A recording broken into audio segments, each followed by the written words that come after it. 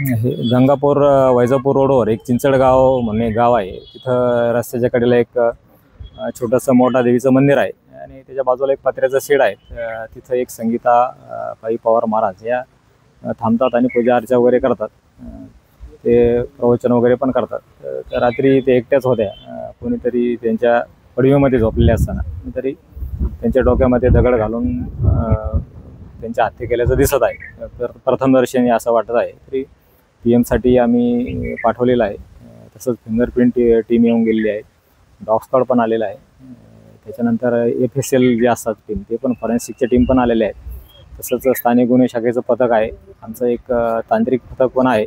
तसंच वैजापूर टीम, स्थानिक पोलीस आम्ही सर्व अँगलने या घटनेचा तपास करत आहोत.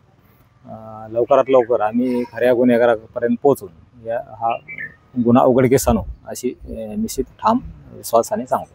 येथील मंदिरात चोरी वगैरे झाल्याची बाब समोर आली का? इथं कुलूप वगैरे तोडलेलं दिसत आहे, पण देवीची जन्नत आहे आणि बाकी दागिने तसेच शाबूत आहेत.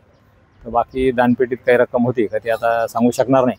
पण तसं काही त्या अंगलने पण आम्ही तपास करत आहोत. काही वादाचा जर प्रकार असला तर त्या अंगलने पण करत आहोत. सर्व अंगलने तपास करून निश्चित खऱ्या गुन्हेगारापर्यंत आम्ही पोहोचू. रात्री 8 वाजेपर्यंत मी येतो. 8 वाजता गेलो घरी. झोपल्या गाडीमध्ये.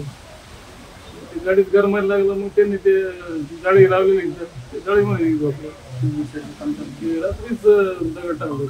सकाळी माहित झालं. याच्यानंतर तुम्हाला काय अपेक्षा आहे? काय अपेक्षा? मारेकरला शिक्षा व्हायला पाहिजे, फाशी व्हायला पाहिजे अशी कृत्य करणार. काय वाटतं कशामुळे झालंय? कशामुळे झालं काही? आता हे आज नाही सांगता, कारण वाद होता पहिल्याच वेळेस. तेव्हा तर सध्या नव्हतं. आज वाद पोलीस स्टेशनला कळवलं होतं. त्यांनी त्याला सांगितलं होतं तुम्ही समज घातली होती. नंतर ते गप राहिले. नंतर मग काय पुन्हा काही बोलले नाही. काही त्याला राहायला चालू होती. जायचं काम आज पूर्ण झालं असतं. आणि उद्या त्यांना ते लोक पंढरपूरला जायचं होतं. रात्रीच घातलं. त्यावेळेस मंदिराला कुलूप राहत होती. आज मोकळं आहे. रोज कुलूप लावून घ्यायचे आणि आरती करून निघून जायची. ताई आपली बाहेर राहत होती पटांगणात. नंतर संध्याकाळी परत यायचे. मग परत ताई यायची आरतीला. ते बी यायची. त्यांना काय नाही म्हणजे कुलपीचं काही बोललं नाही. त्यावेळी कटिंग मागितली नाही. अचानक अशी घटना घडली.